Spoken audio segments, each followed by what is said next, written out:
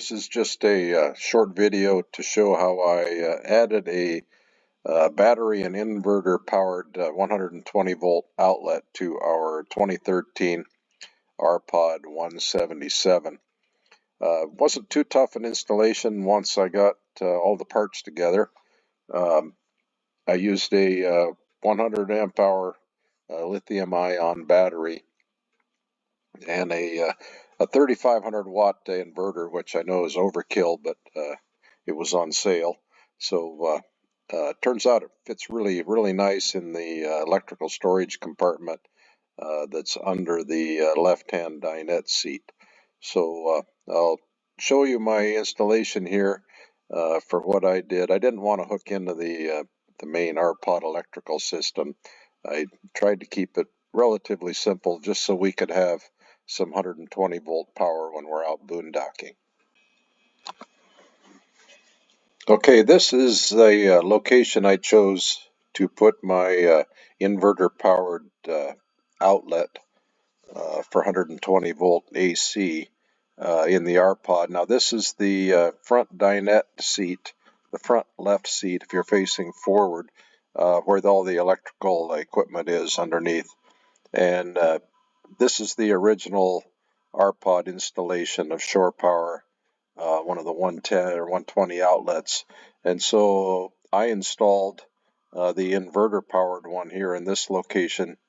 The reason I had to put it low and on the front is because of the slide out. It would probably interfere if I put it farther to the inside. And then I had to put the control panel for my inverter on edge to get it to fit in this space here, because there's a frame member on the inside that kept me from putting it horizontal. So I'll show you the equipment setup here that's inside that compartment here on the next slide. So this shows the inside of that electrical storage panel. There was a ton of wasted space in here. I've noticed that some people have actually put a block or a separation here to allow for more storage on the forward part of this compartment, but it turns out it was a perfect location for what I had in mind. I just wanted to be able to run to a 120 volt outlet without tying into the RPod electrical system.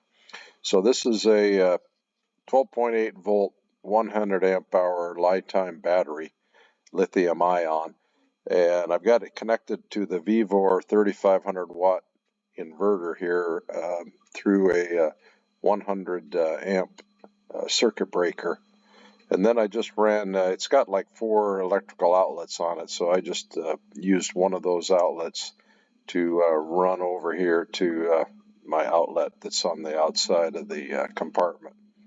And then this is the back side of the controller for the inverter, and that just runs over with some phone cord over here to the inverter. So it's kind of nice to be able to turn that on and off from a remote location, because it would have been much harder to have to access the box here to hit the manual switch. And then up here on the side wall, you can see where I drilled a hole, and I've got the wires coming in where I'm going to be able to plug in my solar panel system. I've got a 300 watt portable solar panel system. I'll be able to, I'm waiting for some wire to come from Amazon, but I'll hook that up so that I'll be able to charge with solar power. And then I still have to come up with a plan here for hooking up my AC powered charger for when we're hooked up to solar power. Shore power.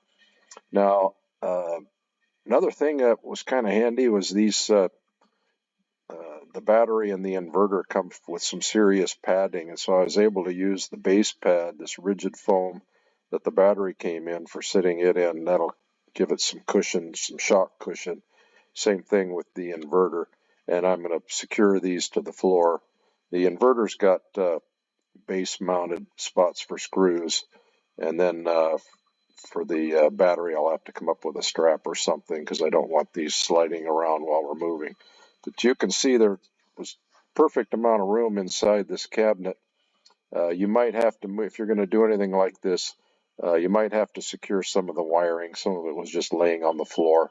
I had to bring these wires up and secure them to a frame to get them off the floor, and I kind of tidied up some of this wiring with zip ties just to keep it all out of the way of my equipment.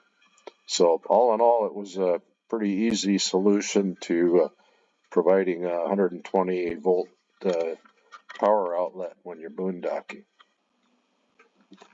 And this shows where I put the plug, the SAE plug that goes in and that I can fasten my portable solar panel up to charge the battery. It's on the front left side of the RPod.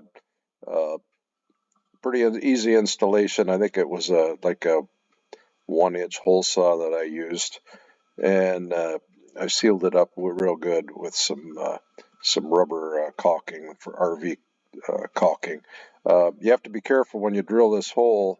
There is a structural member here. It has an aluminum frame on these sides, and there's a vertical aluminum 1x1 that goes right up through this area right around here. So be careful if you're going to drill any holes. Make sure you don't drill in this area, or you'll hit part of the framework. The rest of this is pretty open underneath the window. No other structural members. And this is just a close-up of that SAE connector with the protective lid open, where I can plug in my solar charging unit.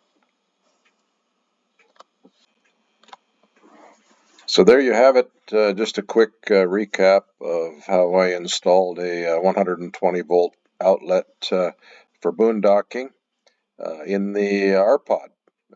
Good luck with your modifications, and we might see you out there sometime. Take care.